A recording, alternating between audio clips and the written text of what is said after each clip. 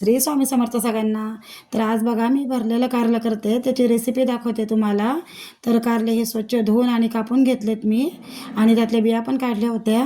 आणि त्यानंतर काही चिंच, गूळ, शेंगदाण्याचा कूट, परत ही अद्रक लसूणची पेस्ट, परत घरचं काळं तिखट, कोथिंबीर, त्यानंतर हळद, हिंग आणि परत लाल तिखट, धना पावडर घेतली आहे, जिरेपूड घेतली, काळी मिरपूड घेतली आहे, परत कांदा लसूण मसाला घेतला.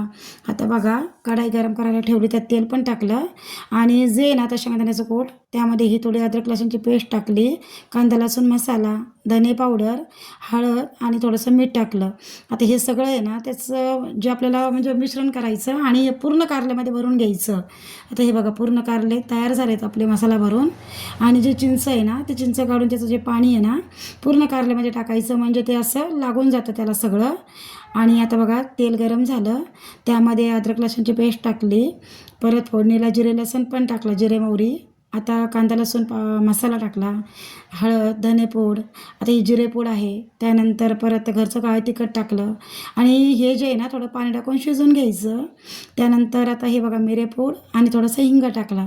आता हे चांगलं तेल सुटेपर्यंत मसाला आपला भाजला का त्यामध्ये मग पूर्ण कारले टाकून घ्यायचे आणि त्यामध्ये लागेल तसं पाणी टाकायचं.